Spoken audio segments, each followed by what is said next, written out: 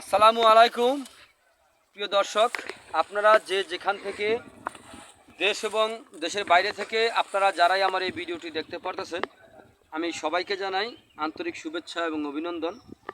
আজকে আমি একটি ঘাসের জমিতে এসেছি। এই যে দেখেন, এখানে একটি ঝোপ, এখানে একটি ঝোপ, ঘাস আর ঘাস। এই যে এখানে একটি বিশাল বড় এই জমিটার মধ্যে সম্পূর্ণ জমিতে আপনার হচ্ছে ঘাস। এই ঘাসটার নাম ইন্দোনেশিয়ান স্মার্ট নেপিয়ার ঘাস। এই ঘাসটা আপনি একবার যদি রোপণ করতে পারেন, একবার রোপণ করলে কমপক্ষে 5 থেকে 6 বছর পর্যন্ত আপনি একটানা গরু ছাগলকে খাওয়াতে পারবেন। এই ঘাসটা দেখেন, এই ঘাসটার কোনো বিচি হয় না, এই ঘাসটার হয়ে থাকে কাটিং। এই ঘাসটার কাটিংটা কীরকম হয়ে থাকে, অথবা এই ঘাসটার পাতাগুলি যে বেশি হয়ে থাকে, পাতাটা দেখতে কীরকম তা তো আপনারা দেখতে পারতেছেন। তারপরে একটি ঘাস আমি তুলে আপনাদেরকে দেখাবো যে ঘাসের পাতাটা কীরকম হয়ে থাকে, অথবা এই ঘাসটা আপনি কেন রোপণ করবেন। দেখেন, এই ঘাসটা মূলত যত প্রকার ঘাস আমাদের দেশে আছে বর্তমানে, এই ঘাসটার ভিতরে আপনার সবচাইতে বেশি ভিটামিন ও প্রোটিন রয়েছে এই ঘাসটার ভিতরে। এই ঘাসটা নরম ঘাস। এই ঘাসটা গবাদি পশুকে খাওয়াতে আপনার কোনো মেশিনের প্রয়োজন হয় না। এই ঘাসটা গোড়া থেকে কেটে দিলে আপনার সম্পূর্ণরূপে ঘাসটা খেয়ে থাকে। তো দেখেন, এই ঘাসটা যদি আপনি খাওয়াতে পারেন, তাহলে কিন্তু আপনার দানাদার খাদ্য আপনার বাজার থেকে আর কিনতে হবে না।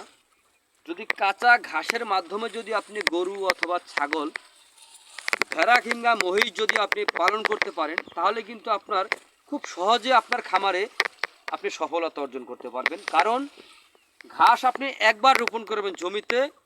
যেমন আমরা এই জমিটাতে যে ঘাসটা রোপণ করেছি, দেখেন আমরা কিন্তু ওই প্রান্ত থেকে কিন্তু কেটে এদিকে আসতেছি, মানে দক্ষিণ প্রান্ত থেকে উত্তর দিকে আসতেছি। যে উত্তর দিকে আসা শেষ হওয়া পর্যন্ত দেখবেন আবার দক্ষিণ দিকে আবার ঘাসটা কিন্তু পুনরায় হয়ে যাবে। একবার রোপণ করলেই কিন্তু আপনি 5 থেকে 6 বছর পর্যন্ত আপনি এই ঘাসটি খাওয়াতে পারবেন। আর দানাদার খাদ্য কিন্তু আপনার প্রতিনিয়তই কিন্তু আপনার বাজার থেকে কিন্তু কিনে আনতে হবে। তো দেখবেন, একটি গরু যদি আপনি পালন করেন, দেখবেন যে দানাদার খাদ্য আপনার কিনে খাওয়াতেছেন, বছর শেষে আপনি গরুর যে দাম যাবে অথবা আপনার খরচ কত হয়েছে ওই দিকে তুলনা করলে কিন্তু আপনার বেশি একটা লাভ হবে না। আর যদি ঘাস আপনি রোপণ করেন, এই ঘাসের মাধ্যমে যদি আপনি গরু ছাগল পালন করেন, তো গরু যে টাকা কিনেছেন আর ঘাস যেই টাকা খরচ করে রোপণ করেছেন, তারপরে কিন্তু আর ঘাসে আর লাগবে না। শুধু লাগবে একবার কাটার পরে হালকা পরিমাণে ইউরিয়া সার লাগবে, ইউরিয়া সার দিবেন, তাহলেই যথেষ্ট। এই ঘাসটা যে কীরকম হয় তো আমি দেখাই। আমি বলেছি একটি কাটিং অথবা এই ঘাসের যে পাতা কীরকম হয়ে থাকে সেই দৃশ্যটা আমি আপনাদেরকে দেখাচ্ছি। এই যে দেখেন, এখানে কিন্তু এই ঘাসটা পাতাটা যদি আপনি সরালে কিন্তু এই যে এরকম হবে, দেখতে পারতেছেন। শিকড়যুক্ত অঙ্কুরযুক্ত কাটিং, পরিপক্ক কাটিং। এরকম পরিপক্ক কাটিং যদি আপনি রোপণ করতে চান, তাহলে আমার স্ক্রিনে দেওয়া নাম্বারে যোগাযোগ করবেন। আর দেখেন, এখানে কিন্তু পাতা, সবুজ পাতাটা কিন্তু এর ভিতরে। এই যে দেখেন, এখানে কিন্তু শিকড়। আমি পাতাটা কিন্তু সম্পূর্ণ এখনও আলাদা করিনি। এই যে দেখেন, অঙ্কুর। এই যে এটা কিন্তু অঙ্কুর, আর এই যে শিকড় কিন্তু বের হচ্ছে। এটা কিন্তু ডগাটার ভিতরে, একেবারে ডগার ভিতরে।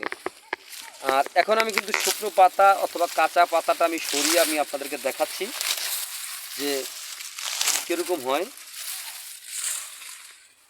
এই যে দেখেন, এই কাটিংটা আর এই কাটিংটা দেখেন সেম টু সেম।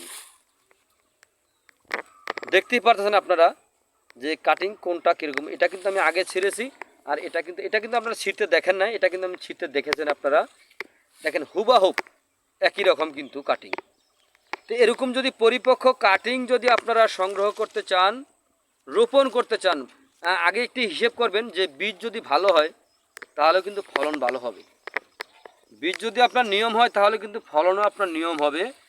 তো পরিপক্ক এই সঠিক মাত্রা যে কাটিং, এই কাটিং যদি আপনারা সংগ্রহ করতে চান, তাহলে আমার স্ক্রিনে দেওয়া নাম্বারে যোগাযোগ করবেন। আমরা এই ঘাসের কাটিং সারা বাংলাদেশে সুন্দরবন কুরিয়ার সার্ভিসের মাধ্যমে ডেলিভারি দিয়ে থাকি।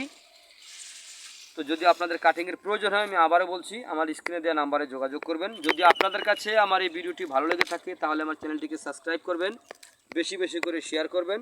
তো সবাই ভালো থাকবেন, সুস্থ থাকবেন। আসসালামু আলাইকুম ওয়া রাহমাতুল্লাহি ওয়া বারাকাতুহু।